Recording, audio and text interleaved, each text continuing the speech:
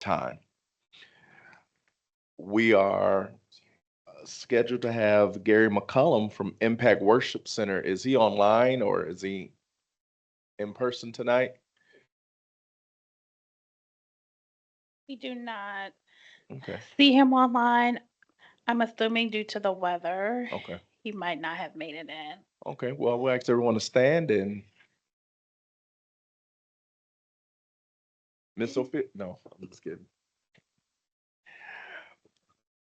Let's pray. Dear gracious and heavenly Father, we thank you for this opportunity to do work on behalf of the residents of the city of South Bend. We ask God that you would allow all of our decisions to reflect justice and equity in our community. We thank you for the staff that will be presenting today. And we just ask that today would be a day of great things to come to help make our city better. We pray for the administration, we pray for all the council members, and we pray for the residents of our city and of South Bend. All these things we ask in your son's name. Amen. Now we repeat the Pledge of Allegiance.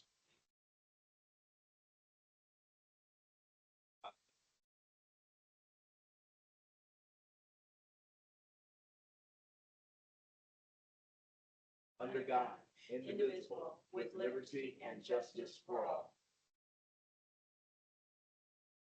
With all of that being said and done, Clerk Toronto, please call the roll. Councilmember Gooden Rogers, Councilmember McBride, Present. Councilmember Warner, Councilmember Bolden Simpson, Present. Councilmember Thomas Morgan, Present. Councilmember White, Present. Councilmember Dr. Davis, Vice President Niskoski, Present. President Lee. Present. I have 7 council members present. All right, thank you. I will now hear a report from the subcommittee on minutes. To the Common Council of the City of South Bend, the subcommittee has inspected the minutes of the January 12th, 2026 meeting of the Common Council and found them to be correct. Therefore, we recommend the same be approved. All right, I will now entertain a motion. Move to accept the minutes. Second. There's been a motion and a second. Clerk Toronto, can we, All in favor? all in favor? Aye. Any opposition? Motion passes. All right. We have reports from city offices. Well, we had no special business, but we have a report from city offices. And we are so grateful to welcome at this time Deja Moore from the Morris Performing Arts Center. And she's going to talk and give us an update on the Racklin Murphy Encore Center. Please state your name and address for the record. Thank you. My name is Deja Moore. I'm the Chief of Venues and Promotions for South Bend Venues, Parks and Arts. And my address is 221 North Michigan Street, South Bend, Indiana, 46601. All right. All right. Shall I wait for the presentation to be on the screen?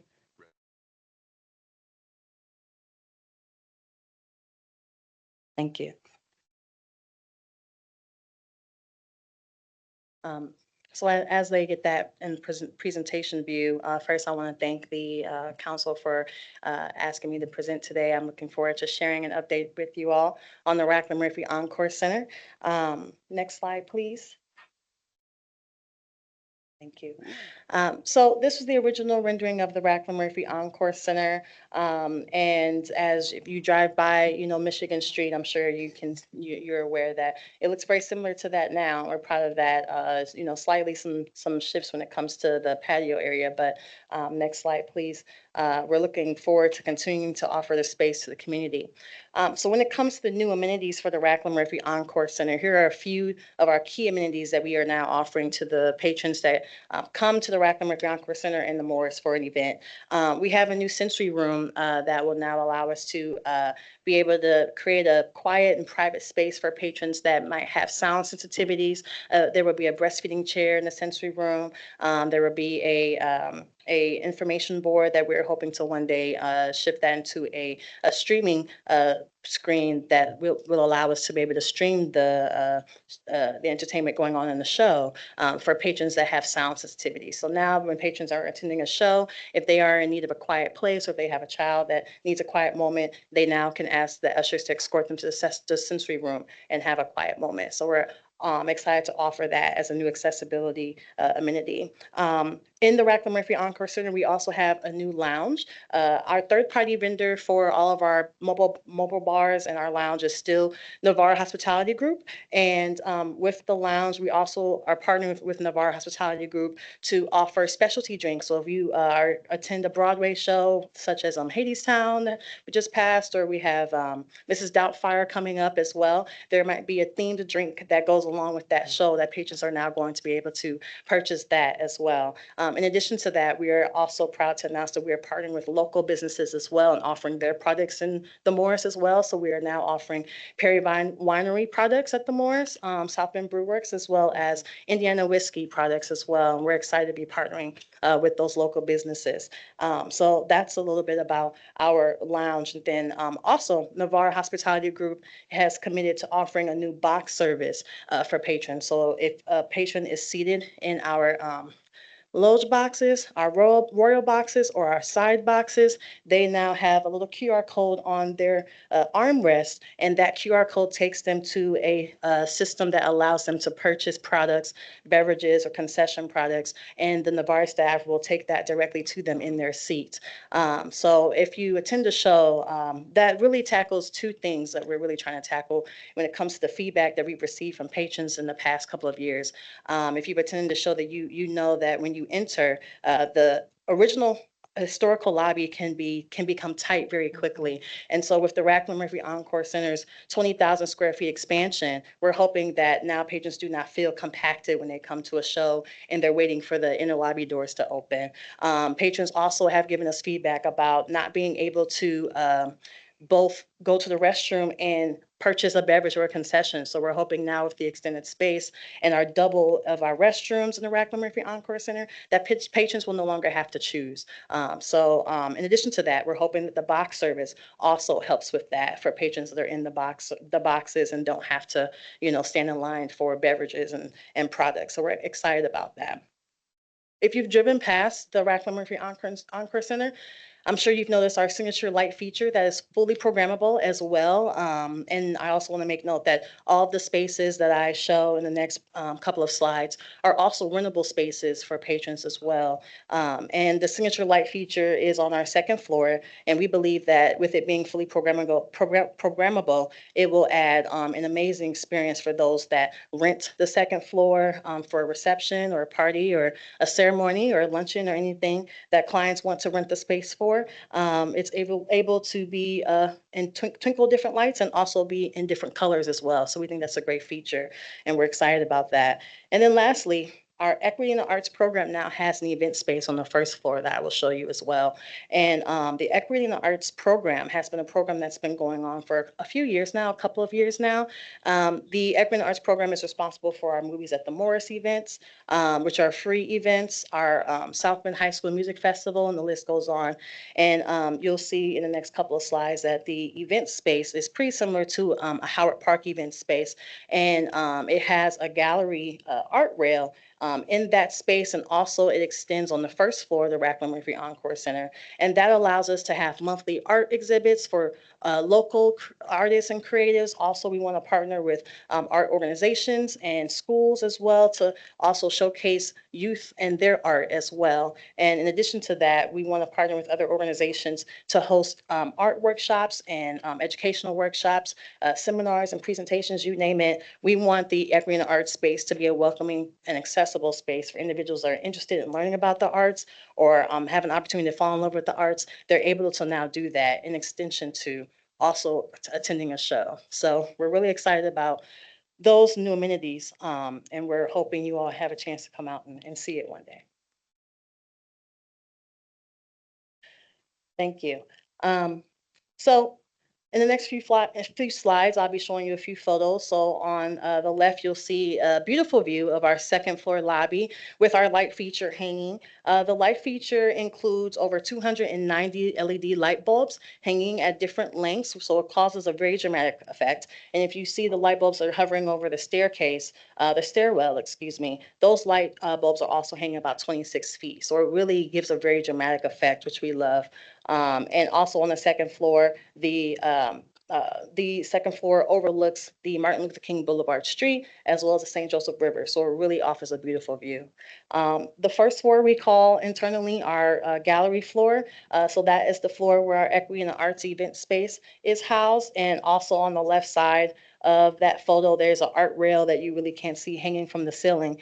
So if there's an art gallery in the Equity and the Art space, that art gallery can also extend into the lobby space as well. So all of our spaces are very flexible, and we're really excited to see how the community responds to it, both during show nights and also as new rentable spaces as well. Next slide, please.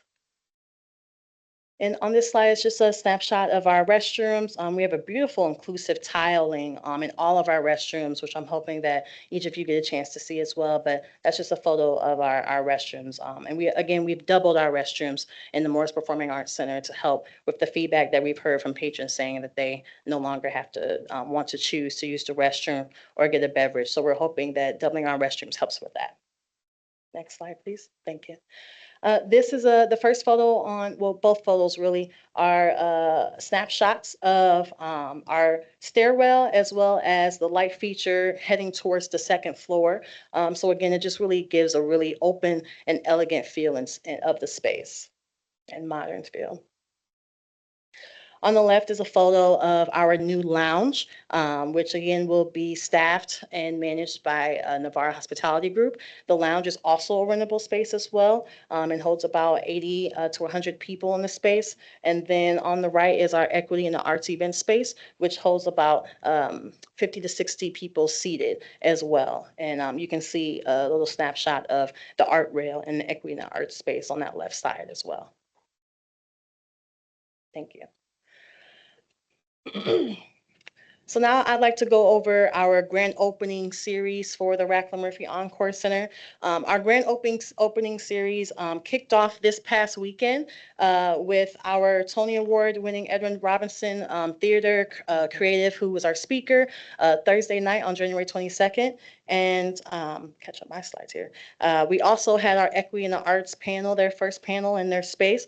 The title of that panel was Representation in the Arts. And the members on that panel were executive leaders and some of our leading arts organizations, such as South Bend Museum of Art, Miss Lisa, Aaron, who also runs the Civic Theater, Stephen Haynes, who is the new executive director of South Bend Symphony. So it was a fantastic panel. And then we ended our kickoff weekend with the October London and Mickey Miller concert, which was absolutely amazing. We sold over 1,500 tickets. We had an 80% drop count of about a little over 1,000 people in attendance physically in the building. And we also had a special performance from Snoop Dogg as well.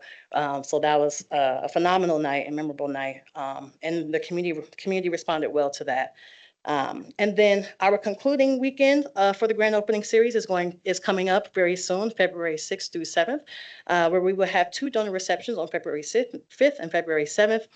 February 6th at 11 a.m. is our ribbon cutting ceremony and our mural reveal. That will be in the lounge, which is being painted by a local artist as well, Cassie Graber, which we're excited about. And on February 6th at 7 p.m., we also will have our public open house. This is an opportunity for anyone in the community to come see the space, roam the space. We'll have music and our lounge will be open. This is really a good moment for anyone interested in renting this space to come see what it looks like. And also, again, to celebrate our grand opening. And then lastly, on February 7th at 7 p.m., we'll have our first event in the Rackler Murphy Encore Center with How to Go, which is a dueling pianos band. So we're excited about that to see what an actual event looks like. And that is open to the community as well at a very affordable price of $20. And patrons will be banded and they'll be able to come in and out as much as they'd like as well. I know Amy, who is our director of special events and development, is working with myself to send out invitations. So you all will receive a personal invitation to that very soon, if it has not hit your emails already. So we're excited about that. And just a couple more slides here. Here is a photo, a true photo of our Morris 100 Campaign 2022 Donor Society recognition wall that was built and customly built for the Rackler Murphy Encore Center, which is absolutely beautiful, and it's backlit, and it pays homage and honors all of our top donors, which we're really grateful for. And then lastly, in our next slide, we also have our brick wall donor recognition, and this is a rendering of that because they're still working on it as we speak. And that will be on our first floor. And this is another recognition piece that we're excited about. Both very elegant, very nice finishes. And I'd also like to thank the Naming Rights Subcommittee for their support on that as well. Next slide. And then lastly, just want to give an overview really quick of the Equity in the Arts program. We've officially launched our website, which we're excited about. And I have a QR code there if you'd like to scan that and learn more about what we're going to be offering. And just as a reminder, our Equity in the Arts program is a program created by the South Bend Venus Parks and Arts Department, which ensures that all members of the community have access to the arts and humanities, no matter where they're from. So our mission is really just to make sure that no matter where you are, where you're from, where you come from, you have a place and access to the arts. And we want the Equity in the Arts space and the program to represent that. That's all. Thank you. Good job. Good job. Thank you. I don't think we gotten a standing ovation or an applause after their presentation. Thank you. So we're very proud. Council members, do you have any comments or questions? The thing I can say is I'm excited. I can't wait until the tour and also to look at the different rooms that have been identified. Absolutely. Thank you. Yes, ma'am. I would just like to say congratulations. It was definitely a great choice about the drinks and the restroom because I had an opportunity to do both. Good. Oh, my goodness. Can you give us a quote of that just so we have that? Just Actually, kidding. twice. That's amazing. No, that's exactly what we want to hear. So no, it was great, and this weekend was it was a great weekend. So thank you for Awesome. that and all the hard work and watching the building coming to fruition has been a joy to be a part of that and seeing that. So congratulations again. Thank you. Anyone else? Yes, ma'am. Yes, I'd like to know, will the center, will it only be open during the time that events are going on at the Morris or? The Equity in the Arts Center, that's a great question. The answer is yes and no. So the Equity in the Arts space will be open because during show nights, because it will have an ongoing gallery exhibit. And thank you for asking that because I actually forgot to mention this. So during a show, if there's a gallery in there, patrons will, during intermission and 2 hours before the show, patrons will also be able to go into the Equity and Arts event space and, take a look at the gallery that is on exhibit for that month. So that's now a new feature that they will also be able to enjoy during intermission and before a show. So the Equity and Arts space will be open during shows.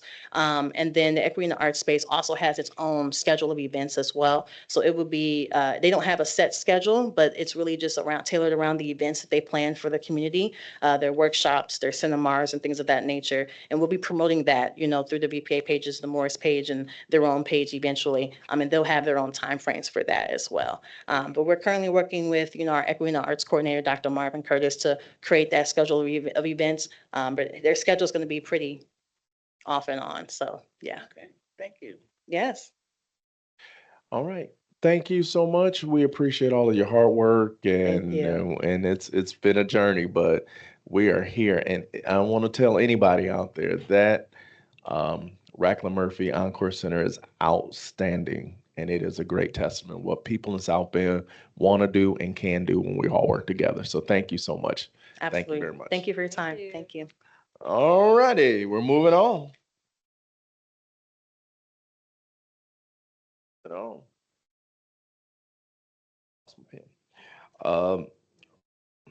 Resolution, we're going straight to resolutions. There is a resolution 2544. It has been tabled indefinitely. So we'll now I'll now entertain a motion to accept substitute bill 2552. Second. There's been a motion and a second. All in favor? Aye. Any opposition? Motion passes. All right, please state your name and address for the record. Oh, I'm sorry. Clerk Toronto, please give Resolution 2552 a reading. A resolution of the Common Council of the City of South Bend, Indiana, approving and adopting the LaSalle Park Neighborhood Plan. All right, now that we're here, resolutions, let me read this part. This is the portion of the council's meeting where the council hears bills filed as proposed resolutions. The title of each proposed resolution is read by the city clerk. A report from the committee chair of the standing committee which the bill was referred to for an advisory review and recommendations and given. And during the public portion on each proposed resolutions, members of the public are invited to address the council. We ask that you please give your name, address, comments on the bill, and if you have any questions, they will be addressed by the presenter during their rebuttal. Each member of the public is limited to 5 minutes, with those speaking in favor going first, followed by those in opposition, then a 5-minute rebuttal for the presenter of the bill. I will now ask that there a committee report.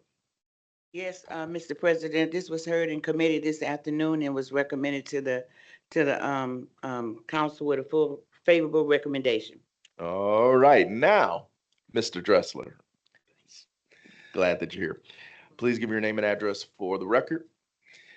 Yes, good evening, members of the council. I'm Christopher Dressel, with the Department of Community Investment with offices on the 5th floor of this building. And tonight I'm here with Hannah Shrinian to give a brief presentation about the LaSalle Park Neighborhood Plan.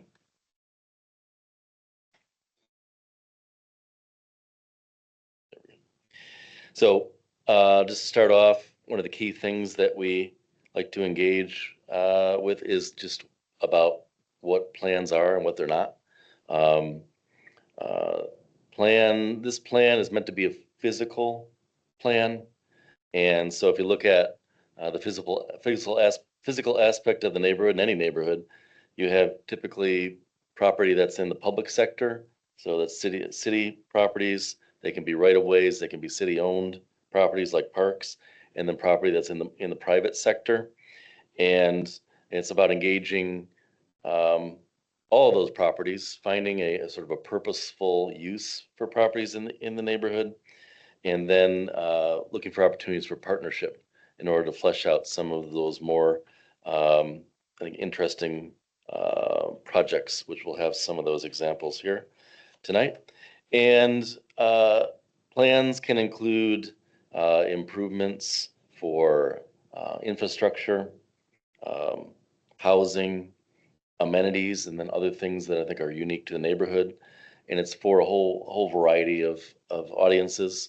Could be residents, property owners, other stakeholders, certainly decision makers like yourselves, and also I think future audiences that have an interest in working with or in River Park. And then using the plan, it's meant to be a 20-year plan that has a series of goals and objectives, and those are carried out in certain windows of time. 20-year plan doesn't always mean 20-year projects. It can mean projects that can be done within 1 or 2 years, in the first 5 years or 10 years as well. So the plan area boundary is sort of a traditional LaSalle Park boundary with the railroad tracks to the north, Western Avenue to the south, Sheridan to the west, and Mead to the east. I want to take just a little time and talk about the neighborhood background. We've tried to, as we've developed these plans, I think we're on I always do this count, maybe on our 8th or 9th neighborhood plan at this point. We try to continually evolve those plans by coming up with new aspects. And in the case of LaSalle Park, we saw a value in sort of looking back and seeing what's happened in this land called LaSalle Park. And we went quite a ways back. We went back to 1000 BC. There's a lot more detail within the plan document itself, so this will be a little bit of an overview, but we wanted to look at how have things evolved in a sort of a physiographic or topographic way, in a cultural way, in a historic way, in a political way in some ways too. So the Grand Kankakee Marsh was like the major attraction for this area. It led to a lot of the native tribes inhabiting the area for a long time. Then followed by European settlers. Obviously, you had the two major river basins, the Kankakee River, the St. Joseph River, and then the small passage between those two. Over the next number of centuries, though, you had a situation where that population fluctuated over time. As much of the U.S. at that time, a lot of the native populations were driven out or left, and then in the end, you had a few left, but you also had a change in the physiogeography of the area too, because the marsh itself was actually drained. So some points here, just want to remember as we're looking through, because there's a line that draws this timeline to the projects that we're proposing today in the plan. So the next major chapter is looking at the 20th century. You had a series of industrializations going on, and then that required more workers. A lot of those workers came from the U.S. South and migrated here. They ended up in LaSalle Park, if only because they were often rejected in other parts of the city. So you started to see some of the first organized public housing in the neighborhood. Around that same time, you saw the development, or not development, but the location of a dump within the neighborhood. Over time, like the neighbors started to oppose these conditions that had come up, whether it be with infrastructure, housing, or just the general environment, and they wanted to seek a better neighborhood through improvements. The city countered with one of the first urban renewal plans, but as you can imagine, those plans then were not like they are today, not necessarily a process where everyone's working together. So in time, I think it became known about the poorer conditions in LaSalle Park. The housing sort of built up to sort of a point where there was in the late 60s, in 1967, where there was a real, I think a real heated opposition to that. But the plan did carry out starting in the late 60s. And you saw a lot of the sort of the major landmarks that are in LaSalle Park today came out of that plan, whether it be LaSalle Park itself, what came to be known as the Charles Black Center, a reestablishment of Beck's Lake, and then the first sort of public housing, modern public housing in the form of LaSalle Park homes. Beyond that, into the 80s, there was so over a period of time, there became a need to address what had happened with that dump within the park, and there was a need to investigate that property. Eventually, the EPA was involved, and at least there was a temporary addressing of some of that with the changing of soil. And then ultimately, in more recent years, you've seen improvement made to the park and the center with multi-million-dollar investments. So we're trying to, I think the interesting thing that we found is that there's sort of a lineage there in the way the neighborhood ended up being developed. Obviously, it remained a marsh bottom. It's still a marsh bottom today. And so some of that land was not that it wasn't developable at all. It required additional resources to do it. So if we started to overlay a couple of things, we looked at some of the elevations. And if you look at this map on the left-hand side, it will show you the area below the 710 elevation line. This is an area that remained very low-lying. It's where the lake falls within that area, and there's some other wetland type areas to the north of Linden. But if you align that with what we're categorizing as lot conditions, the yellow being occupied lots, the light green being lots that were once occupied but currently vacant, and then the dark green, these are what we're calling undeveloped. So from what we understand from the data that we've collected in aerial photos, it would appear that these lots have never seen development. So if you merge those together, you'll see how there's a sort of a strong alignment in how these two aspects carry out in the neighborhood. And I think that told us a few things that we can talk about with the housing opportunities. But there's some areas that have always been green, and some areas that have always held housing. And we think that there's an opportunity for those two things to live side by side. And before we get to the actual plan projects, I just want to mention, this is sort of a typical process that we went through with the neighbors and other stakeholders. Had stakeholder meetings. We had a series of outreach for the upcoming meetings that included a housing panel, where we brought in local experts that had successes with building housing. Followed by a visioning workshop. We're sort of collecting the building blocks of the plan, and then a sense of what the priorities are from those who participated. More recently, we had a couple of very successful open houses, and we were able to present the plan concepts in an early draft of the plan at that time.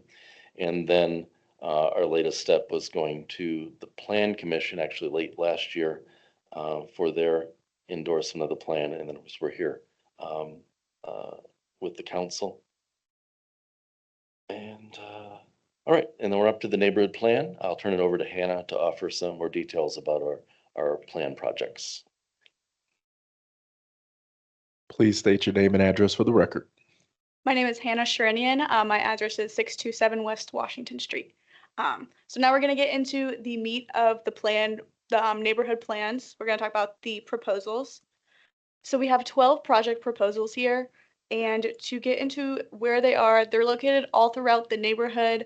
You can see they concentrate in different factors. We have it separated into different categories just to get into the to touch of each of the projects. We don't go into detail in this presentation, but it is fleshed out in the document. So the first category is housing. Housing was one of the biggest conversations that we had with the neighborhood groups. It is very important to the neighborhood, so we wanted to honor that and having it in our priority projects like first. So we have 4 project proposals dedicated to housing. Then we go into green space. We talked about the conditions of the LaSalle Park neighborhood and how there's an opportunity to really honor the green space that is currently there and to utilize that to its best potential. So we have about 6 projects that talk to the green space. And then the last category is infrastructure. We have 3 projects that talk about infrastructure. And I do want to highlight, because we don't go into detail in this presentation, about the street connections. So there are 4 cul-de-sacs in LaSalle Park, and then this project, the furthest this goes is to offering an option. We have identified where the cul-de-sacs are, and then we present an option in which how it can reconnect to Western. That is as far as this project goes. And then continuing into priority infill housing. So it's a little small, but all of the yellow boxes that you see on this map are currently vacant lots. So then we put infill housing on top of that to see what it would look like if the neighborhood was completely housed and each lot had a purpose. So we have targeted this area of the neighborhood because it doesn't have the topography issues and challenges like the other parts of the neighborhood. And it has, it currently has a lot of housing in there. So it would maximize the impact of more infill housing. So it goes from Chicago to Illinois, Wellington, Kenmore, into Falcon. And you can see on Kenmore, there's an entire block that is undeveloped. And that is this parcel here. It is across from the LaSalle Park homes. And because it's across from the homes that do have a higher housing density, we are proposing townhomes. So this would be more than the current single family housing that exists in that neighborhood, but we are suggesting that along Washington Street because it is busier and is already across from the LaSalle Park homes. And then moving on to the LaSalle Park improvements itself, you can see that there's a walking trail that just goes around the lake, and that the lake really doesn't invite neighbors into it. And it's not treated as the amenity that it could be because it's not as welcoming. So we are wanting to add more walking trails to the park, and then to the lake itself, add a fountain or a bubbler to help aerate the water, to add to the visual impact of the lake, as well for the bugs in the summer.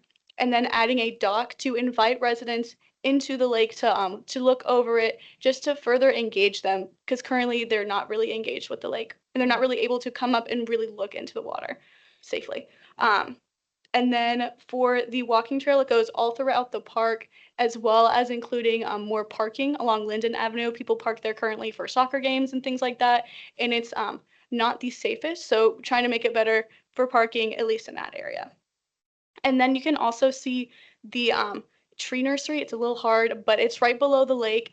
So the tree nursery is not represented in that location specifically. That is just an idea to utilize the never developed lots that we showed earlier into some kind of green space, either temporarily or long term.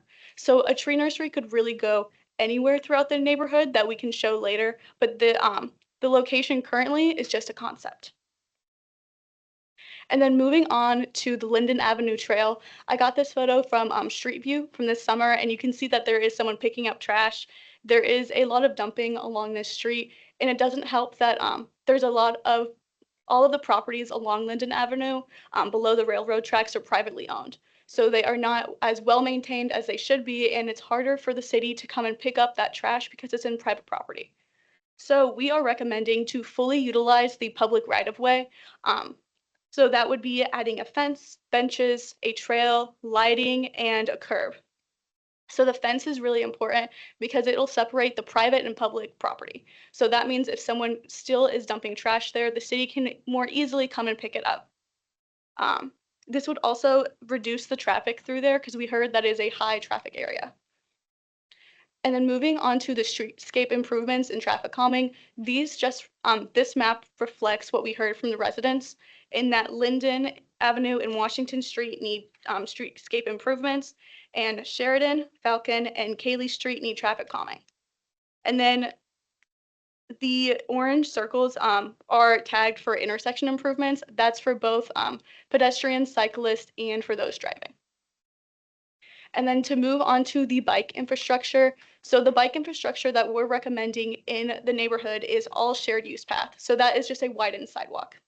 And then the main goal for this bike path is to connect these three areas. It's to connect Kennedy Park to LaSalle Park to Washington High School, as well as the Western Branch Library when that goes in. And it also would connect to the Benedict's Trail. It's very important for LaSalle Park to be connected to the Greater South Bend bike infrastructure paths. And then to go into the land use and building types, these are all of the land uses in the current zoning code, but then these are the only ones that are in LaSalle Park. And the current zoning is shown here. It's mostly U1 with U3 shown just in the LaSalle Park Homes area, with commercial and neighborhood center along Western. And so this is the proposed zoning. And I want to highlight before we move on to the specific changes, the black dashed outline that's located on the map. So that's representing what I was talking about earlier with the tree nursery. So that directly reflects that 710 elevation line. So we are not changing the zoning for those areas. We are just flagging that for future consideration if there is to be a reuse of some of that land. To move more specifically into the changes, so from U1 to U2, so that would just allow for a slightly higher density on these lots. So that would be duplexes and up to 4 units on a lot, as well as an accessory dwelling unit on there. And we're proposing that to reflect the block on Kenmore and then along Washington, just to have that higher density along the higher traffic roads. And then the other significant change is changing from commercial to neighborhood center. So the changing of this zoning would allow for more neighborhood-friendly businesses. It would not allow for the new development of any automotive retailer services, liquor stores, or gas stations. So this is reflecting of what we heard from people on they want to walk more along Western and to provide more, again, neighborhood-friendly businesses. And then lastly, we're going to go into the implementation plan. We identified all action items within this plan, and we parsed them out into what we can do about them. So those are the action items there. And then we identify who the lead responsibility to get this action item done is. For an example of Linden Avenue, because that is going to be all city right-of-way, the city will be the lead partner. And then we go into the potential partners if the city is not the lead responsibility to get that action item done. We don't have a potential partner for the Linden Avenue, but other partners listed in here are the LaSalle Park Neighborhood Association, property owners, and financial institutions. Lastly, the timeline for how long we think these projects are going to take, it goes from 1 to 5 years, 5 to 10, and then 10 plus. And then before we end the presentation, we want to say a special thank you to all the residents and leaders of the LaSalle Park neighborhood, especially Councilwoman Ophelia Gooden Rogers, Lynn Coleman, Marvin Creighton, George Jones, Pastor Larry Davidson, and Stacy Odom. And then Chris and I will be able to answer all your questions. Thank you. All right, council members, are there any questions? We did a lot of talking in committee, so there's no questions. We'll now, yes. Thank you for the presentation and being a lifelong resident of and growing up in LaSalle Park, specifically at the cul-de-sac at Chicago Street, and then moved into the LaSalle Park homes. That this is very refreshing for me to hear about the plan finally coming, and excited to hear about the housing, because still actually the house that I grew up on Chicago Street, it was 6 kids and 3-bedroom home, and that house is the same structure.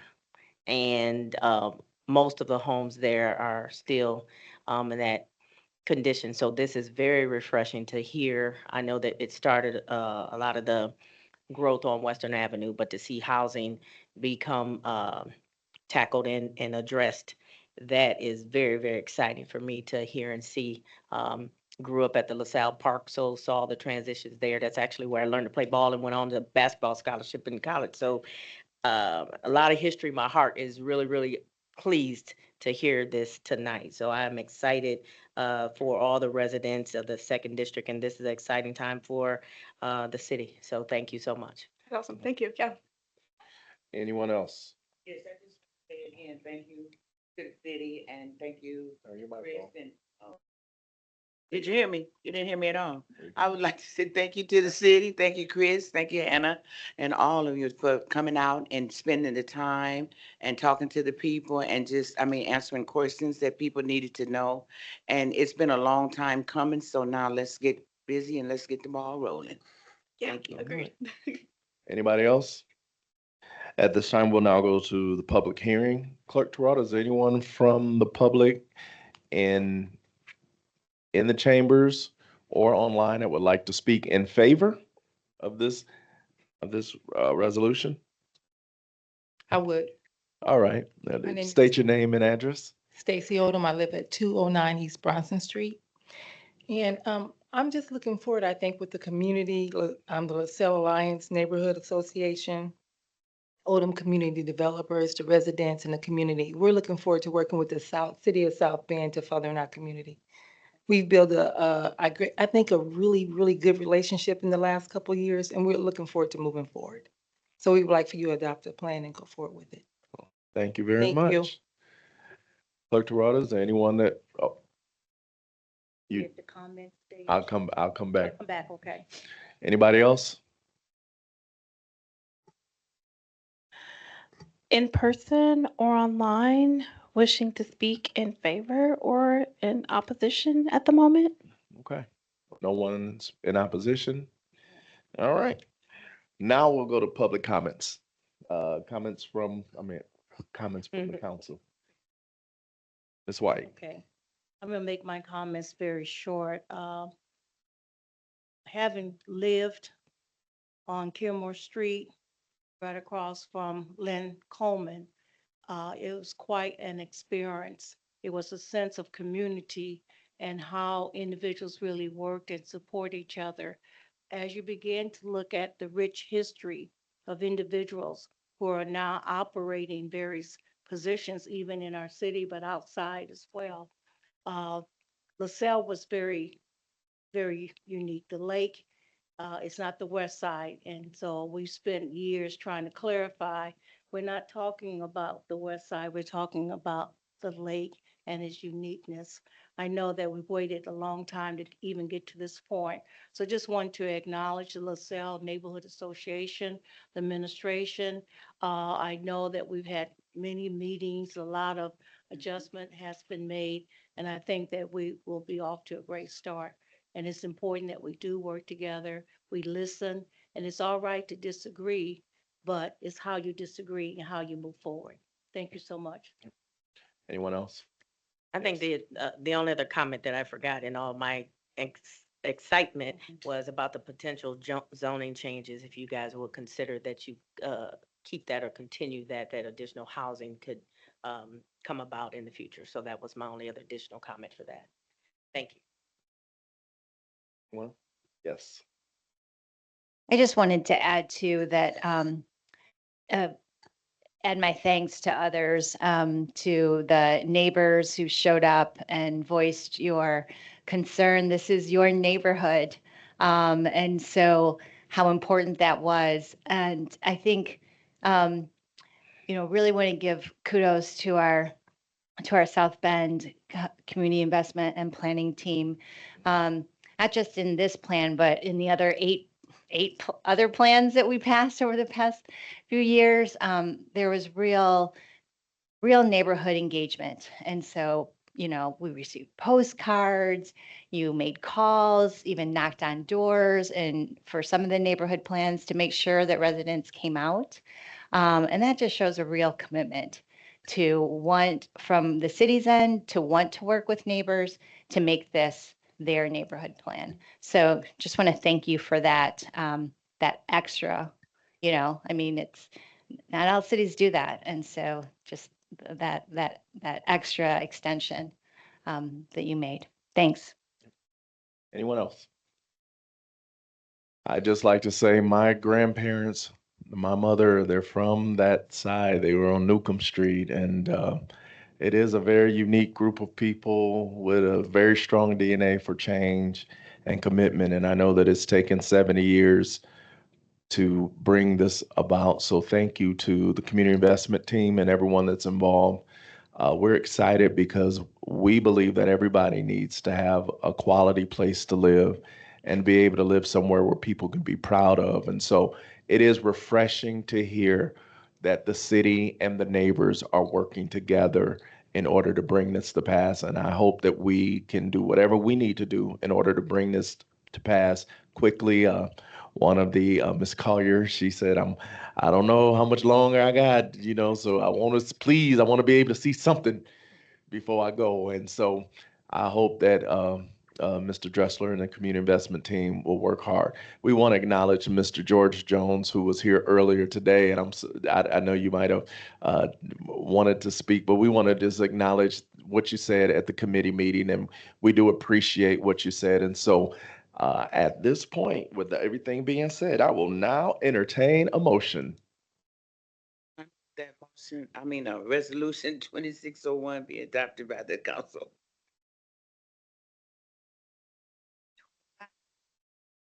2552, I'm sorry.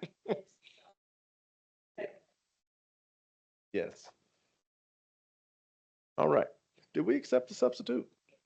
Okay, let's make sure we did. All right.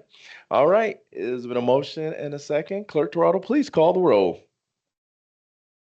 Aye. Aye. Councilmember Thomas Morgan, Aye. Councilmember White, Aye. Councilmember Gooden Rogers, Aye. Vice President Niskoski, Aye. President Lee, Aye. 7 ayes. All right. Substitute Bill 2552 has been adopted. Thank you, everybody. Thank you. All right. Clerk Toronto, give 2601 a reading, please. A resolution of the Common Council of the City of South Bend, Indiana, adopting an investment policy for the City of South Bend for calendar year 2026. All right. Is there a committee report? Yes, there is. Bill 2601 was heard in Personal and Finance this afternoon, and it was given a favorable recommendation to the full council. All right. Petitioner, I ask that you state your name and address for the record. Kyle Willis, City Controller, offices on the second floor, City Hall building. As we discussed earlier in committee, this resolution just adopts or authorizes the city to invest in certificates of deposits per the state statute. All right. Are there any questions, council members? We did all of our questions during the committee meeting. We'll now go to the public hearing. Is there anyone from the public wishing to speak in favor or opposition for Bill 2601?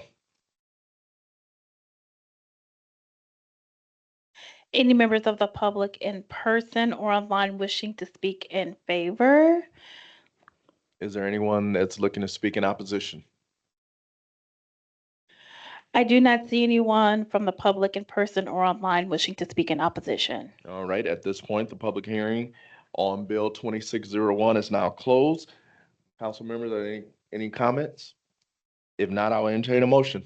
Move for passage. Second. There's been a motion and a second. Clerk Toronto, call the roll. Councilmember McBride, Aye. Councilmember Bolden Simpson, Aye. Councilmember Thomas Morgan, Aye. Councilmember White, Aye. Councilmember Gooden Rogers, Aye. Vice President Niskoski, Aye. President Lee, Aye. 7 ayes. All right. Resolution 2601 has been adopted. All right, Clerk Toronto, please read 2602.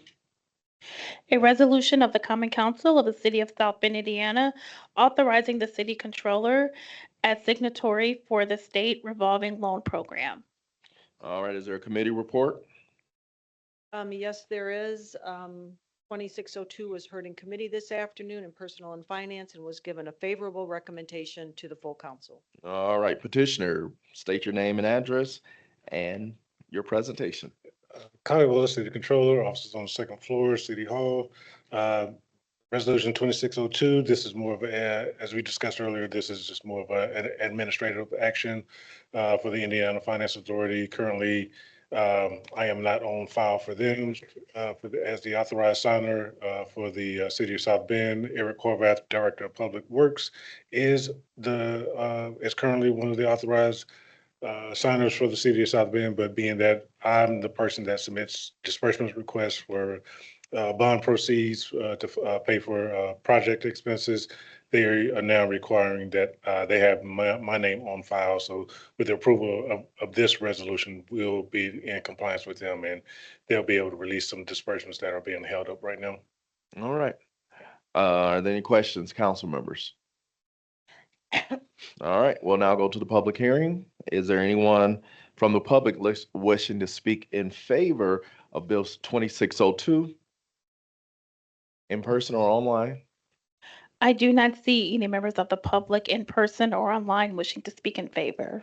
Is there any people wishing to speak in opposition? I do not see anyone in person or online wishing to speak in opposition. At this time, the public hearing portion is closed. I will now entertain a motion. Move for passage. Second. There's been a motion and a second. Clerk Toronto, call the roll, please.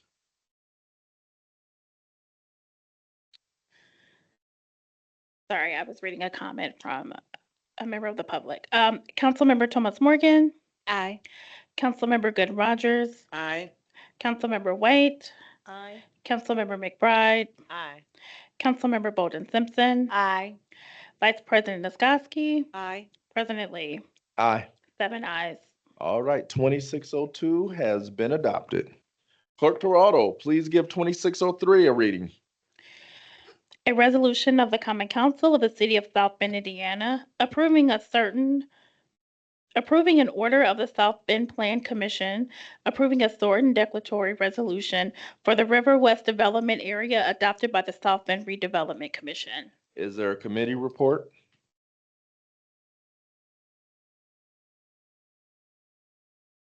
Yes, the Community Investment Committee heard this resolution and we sent it to the full council with a favorable recommendation. All right, petitioner, ask that you state your name and address for the record. Good evening, council members. Caleb Bauer, Executive Director of Community Investment with offices on the 5th floor of this building. Before you is a resolution proposing amendments to the River West development area and the creation of 8 new allocation areas within that development area. This is part of a long discussed establishment of an innovation development district in the downtown area. And it must precede the final execution of an agreement with the state of Indiana for the establishment of that area. So a little bit of a summary of what we're trying to accomplish here and what this tool will allow us to do. An IDD is a tax capture tool allowable per Indiana code, originally contemplated and established by the legislature in 2017. And an IDD can allow for a local community to retain sales and income, state sales and state income tax within a geography, much like we do with property tax and property tax increment within geographies using TIF districts. So this is a tool that can allow us to stack multiple types of increment, including state increment, into an area for use in furtherance of a development plan that supports that area. We have negotiated an agreement with the state of Indiana that governs the IDD and the revenues that will be generated within it. And that agreement mirrors a lot of the similar parameters and rationale behind some of the state economic development programs that the city has participated in, including READY and regional cities, which is that state funds may not exceed, if used as an incentive, they may not exceed more than 20% of any individual project's cost. And there are other terms outlined in the agreement with IDC of what we're focusing on within the area. Just kind of status of where we're at. We have more than $1 billion of private investment that are part of current negotiations. We believe that with this tool in place, we could be closer to that $2 billion mark with developments that could be forthcoming. And you'll note the map shown here today.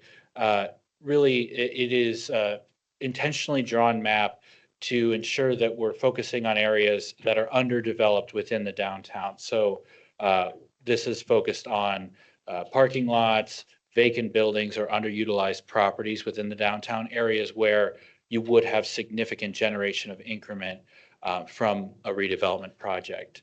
And you can see here, color-coded are the areas and those are co-aligned with the 8 allocation areas that are before you this evening.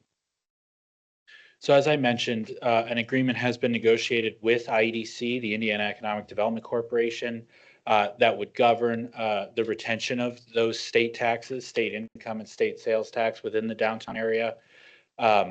We would have a cap of $15 million per year of state sales and income tax over a 30-year term. That's not something we're going to reach immediately. That will take time to grow into that cap and would need to see significant development continue to reach that cap. The first $7.5 million of that $15 million will be remitted to the municipality and governed by the South Bend Redevelopment Commission. The second $7.5 million of that $15 million cap would require coordination with IEDC and ensuring that there's alignment as we move forward in how those funds are used. So if that were to be used in financings related to economic development projects, anything above the initial $7.5 million would need IEDC's review and pre-approval as well.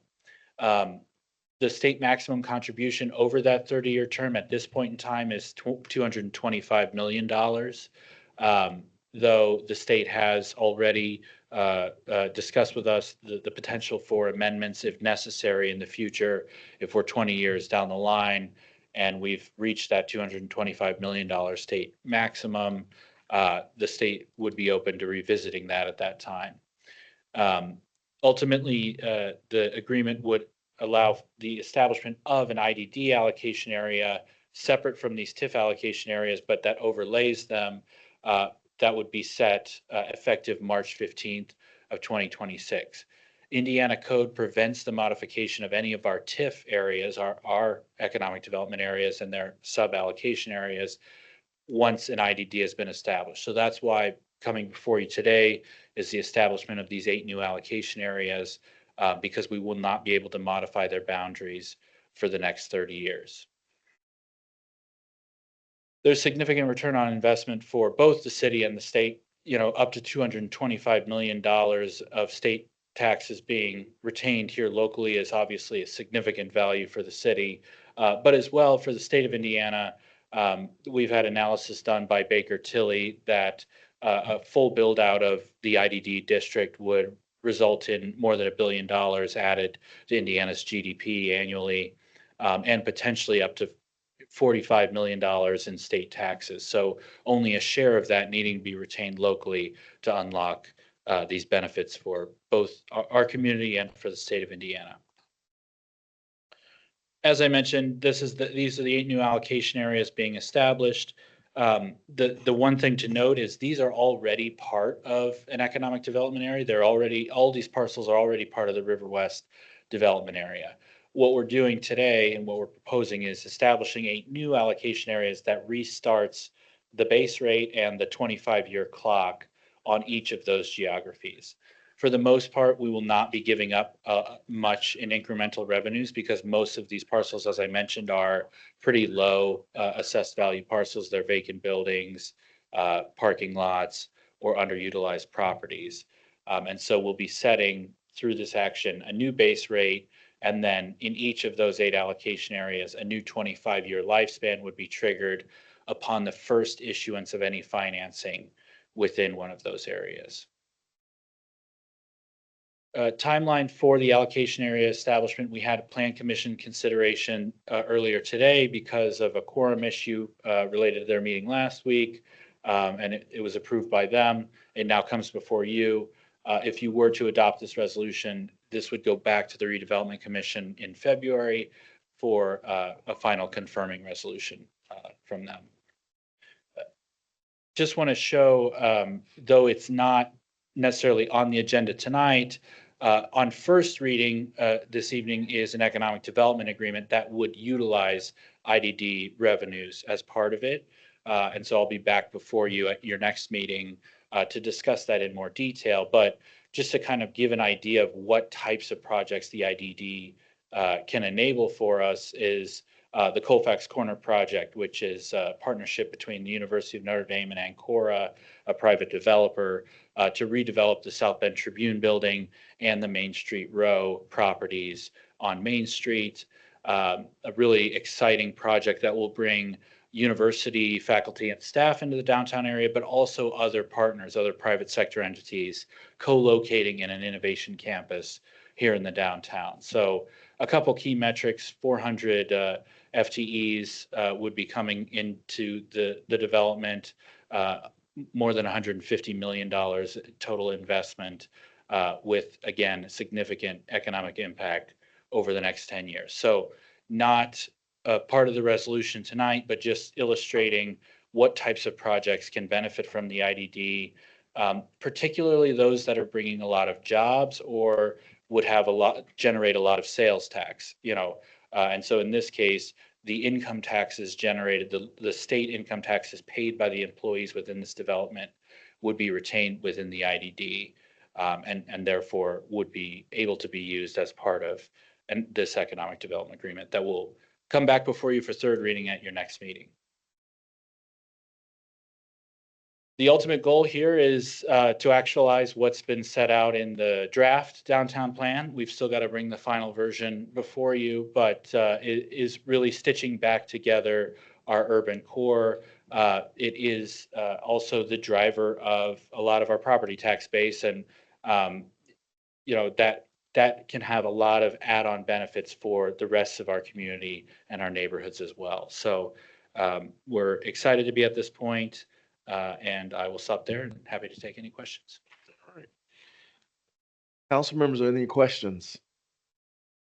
Yes, Vice President Niskowski. Thank you, President Lee. I was just wondering, I was just wanting a little more clarification on the IEDC. So when you said that it goes up to 15 million, but of that, only half of that, it sounds like, could be used, but the other 7.5 that was collected out of the IDD has to go, that has to be approved from the IEDC to spend those additional dollars. So in other words, they can't go back into that designated investment zone, or did I mishear you? They would still go back into the area, but we would need to coordinate with IDC to ensure their authorization or approval for that second tranche of the 15 million. So it would typically, let's say we were doing a financing that's going to commit dollars beyond the original 7.5 million. We'd at the time that we were executing an agreement, we'd take that to IEDC for their review, ensure that it aligns with the principles outlined in the IDD agreement. And then they would give their authorization that would commit those dollars going forward. So it wouldn't be necessarily a year by year. You've got to go back and ask each year. It'd be, if you're committing increment as part of a economic development agreement, for example, on a 25-year basis or a 30-year basis, that supports a financing, an upfront financing, IDC would want to review that and just make sure it aligns with their strategic goals as well. And so as kind of a pilot of that, they actually have already reviewed the first economic development agreement that we're now proposing to you. And although not required in the agreement, but they, are excited about it. And so that will require ongoing interface with the state administration over the 30-year term. But ultimately, we think that makes sense and can ensure that the administration is still plugged into what we're doing here in South Bend with the IDD. So if they disagreed with you on a certain development, then initially the city wouldn't have a say to say, we really want to move through. You would almost have to find a different developer for that particular one of those 8 partials that you discussed. In theory, they would, if they were in disagreement with the use of IDD funds, they could, in that second tranche, so anything above the first 7.5 million, they could deny its distribution for that use. But I think it's in the state's best interest to maximize the benefit of the tool. So, I mean, generally, I don't, unless it was a poorly conceived project or they felt like it wasn't aligned with their strategic priorities, that would be, so theoretically, yes, the state in the future could for that second half, but the first 7.5 million is remitted annually per the agreement. And just, if I may, and the only person that can, right now, because I did read through some of the language that you have here, that said can be amended from time to time, but the certain things that the state authorized the IDD usage has to only be changed legislatively downstate. Is that correct? In this language I read here? Correct. There are parameters the state legislature has set for IDD fund usage. And those are the same parameters that are outlined in the IDD agreement with the state. Okay, thank you. Yeah. Thank you. Yes.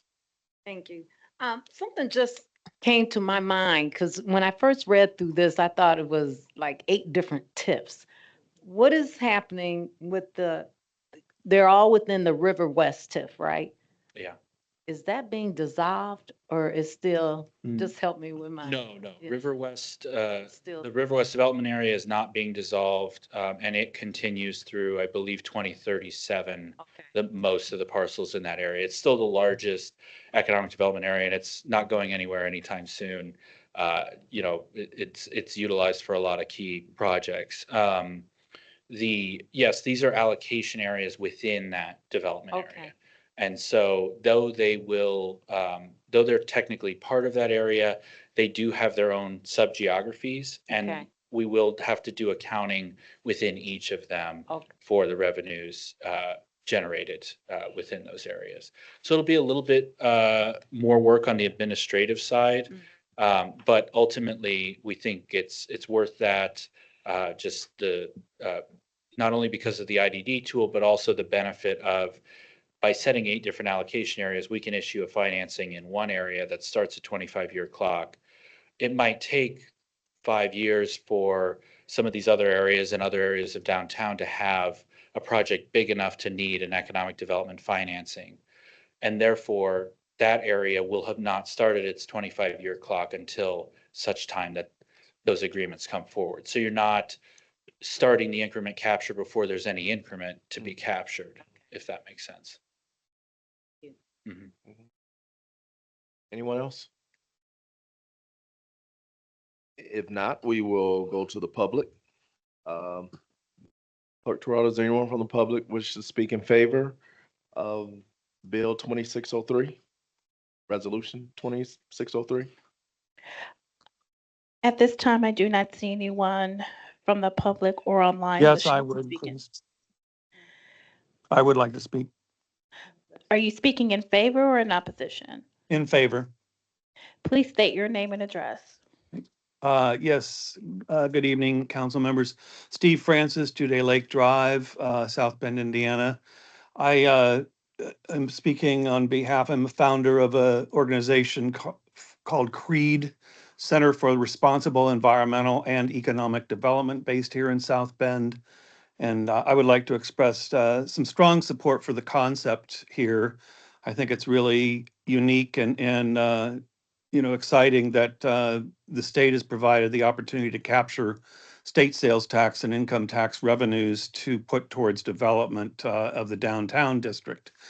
So I do support that, and I was pleased in the committee meeting, I don't think it was mentioned tonight, that some of the funds will be used for environmental remediation, and I hope some more ideas can come forward in relation to the CSO and the problem with the river in terms of wastewater treatment going into the river, or untreated wastewater going to the river. So I appreciate that there's thought given to environmental considerations and nature, as well as the human element. And also, I had a couple questions and caveats, and one is, I couldn't tell whether Ignition Park, in fact, went down and encompassed the area south of the ethanol plant or not. I think that's pretty far if it did, but I would just want an answer to that.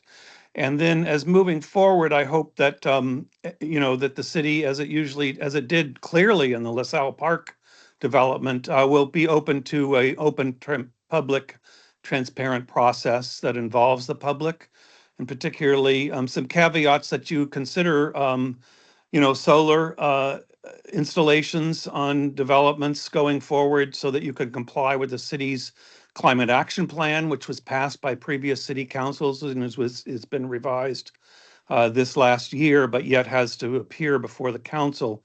And that you consider in every development opportunity how you can ameliorate some of the emissions that come from development in terms of carbon emissions particularly, and perhaps others, and data centers, for example. I'm not talking about a single data center like downtown has, but the hyperscaler data centers that were proposed out in New Carlisle, and that we've heard are may be proposed for that area south of the ethanol plant, that we carefully consider both the neighborhood and environmental impacts of those kinds of development opportunities, and that the public is involved. So thank you for presenting this. It's exciting innovation, and look forward to seeing how it goes in coming years. Appreciate it. All right, Mr. Bowers, would you like to respond to that? Yeah, I'll just answer the geography question. No, this just includes here at the bottom of the screen, you could see in kind of a magenta color. Those are just the parcels of Ignition Park north of Catalyst 1 and 2, and then west of Catalyst 1 and 2. So internally we call it Ignition Park North. It's just the vacant parcels of Ignition Park, but not the ones on the south end of Ignition Park on Indiana Avenue. This is the extent of the IDD boundaries, so they don't go any further south from there. Thank you very much. Clerk Toronto, does anyone else want to speak in favor, or anyone who wants to speak in opposition? I do not see anyone in person or online wishing to speak. Okay. All right. Council members, do you want to make any comments? Yes. Just briefly, I just want to thank you, Mr. Bauer. I know, or I understand from conversations that this has taken quite some time to get to. And so there's been a journey there, but it really shows if South Bend was awarded this, then the first in the state in a downtown area, that we've been given a unique opportunity. And the strength of, I think, the city's proposal in this, your work with that is reflected in this award. So thank you for your work there and your team. Yes. Councilwoman Sharon McBride. Thank you so much. Thank you, as always, for your in-depth presentation and the knowledge and all of the exciting things that you have helped to bring the city make it a more vibrant place and welcoming and thriving over the years. So I just personally, I didn't want to email response back to you, but tell you personally, thank you. I've had a relationship that I could always call you at any time, or you called me and gave me the respect needed, anything that was going on in my district and anything that was relevant to the city that you thought probably needed some input or for us to just have a heads up. So I wanted to personally say thank you for your professionalism and your knowledge and all of that you've contributed to our great city. Thank you. Anyone else? Yes. Yes, Kayla, I would like to thank you for this. I'm excited about maybe addressing these water problems and just thank you for everything you've done. And I hope that you'll be able to stick around long enough or come back and see the fruits of your labor. Thank you. I would like to say, Mr. Bauer, that when we look at this opportunity for our city, this is a very big deal. To be the first, other than another area in, was it Lebanon? Yeah. But the first to do this in the downtown area, to capture this money and be able to keep it here so that it can keep being invested in our community. This is what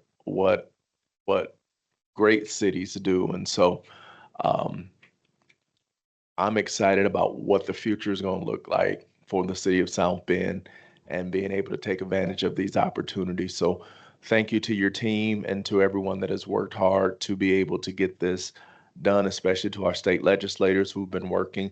There's been a lot of great things that they've been able to do to help enhance our city. And so as we're able to enhance our city, it makes it better for the residents. And we're definitely proud to be South Bend and for these opportunities. So thank you very much. And with that being said, I will now entertain a motion. I move for adoption. Second the motion. All right, there's been a motion and a second. Clerk Toronto, please call the roll.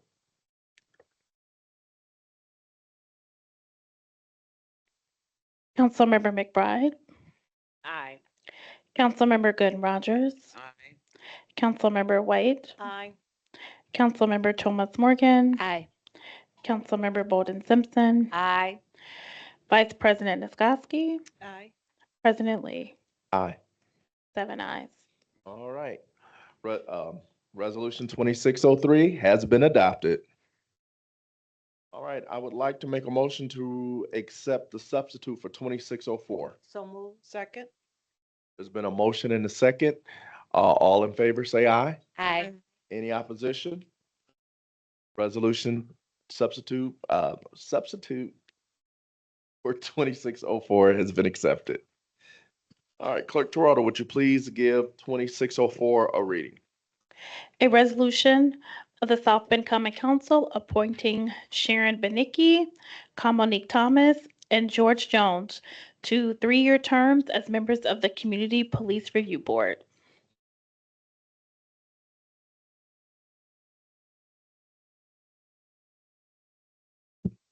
All right, my name is Kenneth Lee, 1929 North Huey Street, South Bend, Indiana. This is a resolution of the South Bend Common Council appointing Sharon Benicki, Monique Thomas, and George Jones to 3-year terms as members of the Community Police Review Board. And the reason why we're doing this is because Ms. Thomas was the 2nd District Council representative. She has moved out of the 2nd District and now will be at-large Karen White's appointee. Sharon Benicki is replacing 6th District Sheila Niskowski's appointee who left the board. And then Mr. George Jones will be replacing Comanique in the 2nd District. Are there any other questions? All right. Clerk Toronto, we'll go to the public. Is there anyone from the public wishing to speak in favor or opposition? At this time, I do not see anyone from the public in person or online wishing to speak in favor. I also don't see anyone from the public in person or online wishing to speak in opposition. At this point, the public hearing portion is closed. I will now entertain a motion. Move for passage. Second. There's been a motion and a second. Clerk Toronto, please call the roll. Councilmember Bolden Simpson, Aye. Councilmember McBride, Aye. Councilmember Gooden Rogers, Aye. Councilmember Thomas Morgan, Aye. Councilmember White, Aye. Vice President Niskoski, Aye. President Lee. Aye. 7 ayes. Substitute Bill 2604 has been adopted. Bills on first reading. Clerk Toronto, would you give Bill 0126 a first reading? First reading on an ordinance of the Common Council of the City of South Bend, repealing, suspending, and replacing Chapter 2, Article 1, Section 2-10.1 by establishing the powers and duties of the Common Council Rules Committee and eliminating the process and procedures for filing complaints against council members. I will now entertain a motion to send to the Rules Committee for public hearing and third reading on February the 9th, 2026. So moved. There's been a motion and a second. Clerk Toronto, please. Oh, you know what? All in favor? Aye. Any opposition? Motion passes. Clerk Toronto, please give Bill 0226 a first reading.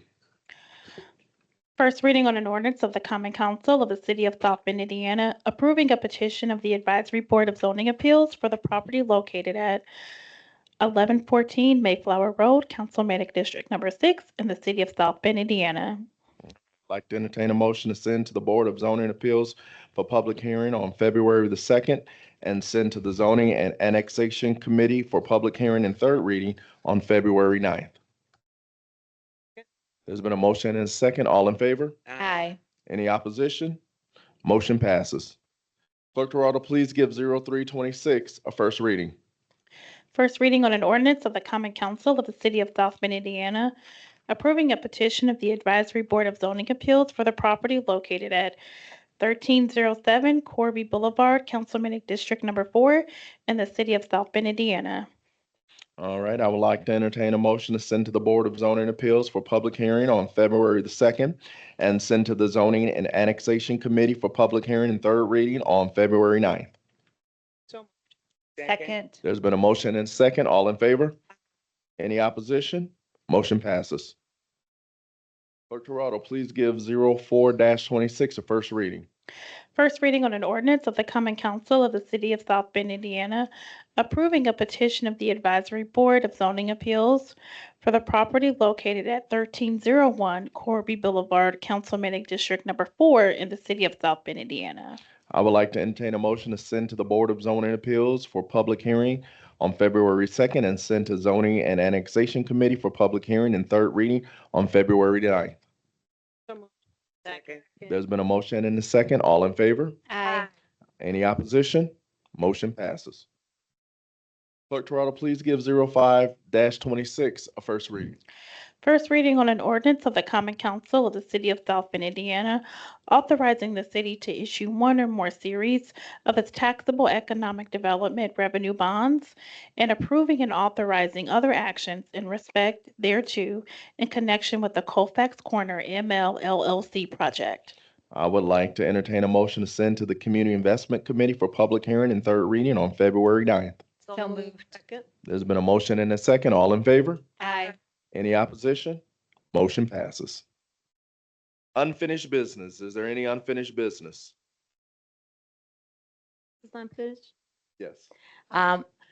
The Lafayette Falls group met again on a very, very, very cold night, and we had a great turnout. I really like to thank the clerk's office, and in particular Jasmine and Ronnie, for helping us. And the people are very hopeful, and they are determined that they will get their needs met. And thank you, Caleb, for setting up the beginnings of that.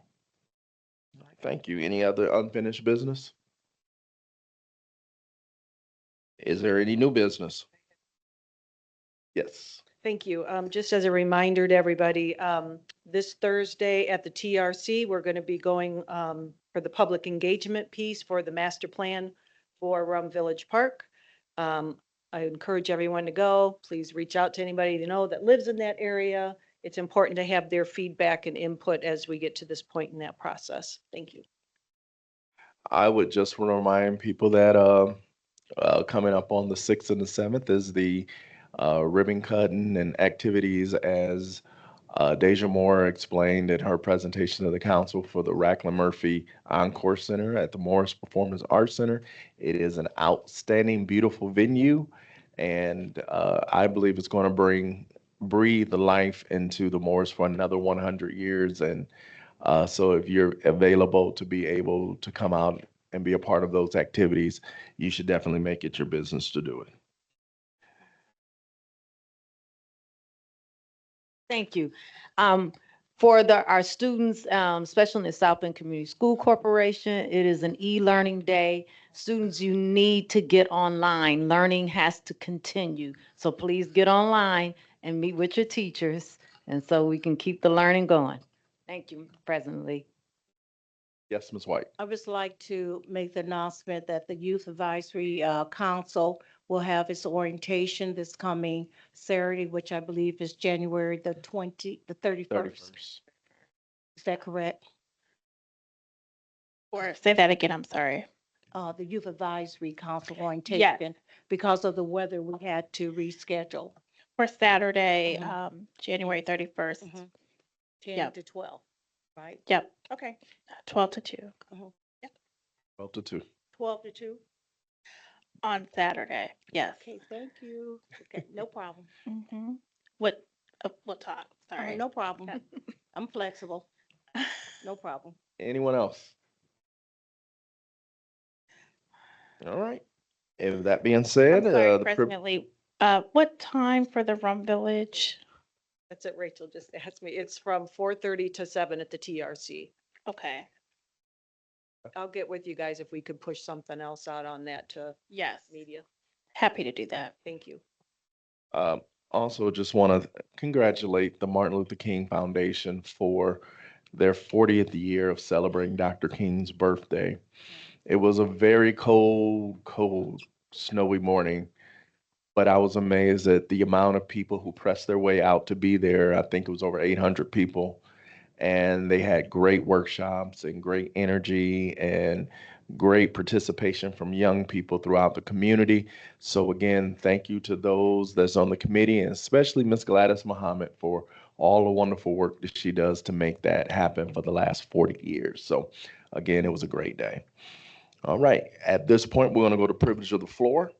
Disrespectful, rude, or disruptive speech or actions will not be tolerated. Such speech or actions, as well as verbal attacks on any person, may result in the individual without notice forfeiting the remainder of his or her allotted time. Individuals who wish to address the council must state their name and residential address. Individuals will be limited to 3 minutes only. The maximum time limit for this portion of the meeting shall be 30 minutes. Individuals shall not be permitted to address topics which the council has heard previously on the agenda. The council president may assign a topic raised by an individual during the privilege of the floor to the appropriate council member, and/or request the city clerk to contact a member of the city administration for review, and topics are assigned shall be responded to at the next council meeting. Clerk Tirado, is there anyone that wished to speak at privilege of the floor? We'll start with in person. Is there anyone in person wishing to speak under privilege of the floor this evening? Please come and state your name. Yeah. I'm taking your job. Okay, that's okay. Carlos Leyva, School Board Trustee Office at 737 Beale Street, South Bend, Indiana. first, just want to give a shout out and thank you for everyone who came out and supported our school corporation. I know Sherry for years, and your voice soared when you at the county city building, and we have a lot of work to do. We're to keep working. We had a great school board meeting tonight. Our fiscal indicators by our CFO, so things are going in the right direction. We just need your continued support, and then we're to keep doing things the right way. And we got a lot of work to do, but I think we're getting there. A lot of progress, and I think everyone who came out supported the schools. I won't forget it, and I hope you guys keep continuing to support us. And we're here for you, and I know you're here for us. And let's keep moving forward. Thank you. Thank you. Clerk Toronto, is anyone else? Is there anyone online wishing to speak under privilege of the floor? Please raise your hand online. Sue, please unmute yourself and state your name and address. Sue Cussom, 422 Kennedy Drive. I wanted to address, it looked like it wasn't covered during this meeting, but the change in the Rules Committee. And I wanted to say that a government confident in its ethics does not need to silence its citizens. Accountability is not a nuisance to be removed. It is the price of public trust. When elected officials weaken or erase the very mechanisms that allow citizens to seek redress, it sends a clear message that power is being protected, not the public. Ethical government does not need to fear transparency. It relies on it. If misconduct, conflicts of interest, or ethical lapses are truly rare, as we are often told, then there should be no reason to eliminate the process that allows concerns to be reviewed and resolved. Removing accountability does not prevent abuse, it invites it. Citizens do not ask for perfection. We ask for oversight, fairness, and a meaningful way to be heard. I urge this council to remember, authority flows from the people, and accountability is not optional. It is the absolute fundamental part of democracy. When accountability is removed, trust is not preserved, it is forfeited. I ask that you remove wanting to limit this. I think it limits the citizens, and thank you. Thank you very much. Is there anyone else? At this time, I do not see anyone additional in person or online wishing to speak under privilege of the floor. All right. Well, thank you very much, everybody. Thank you for your time. And thank you to all of the staff that work so very hard to do the great things that make South Bend a great city. Again, thank you. And this meeting is now adjourned.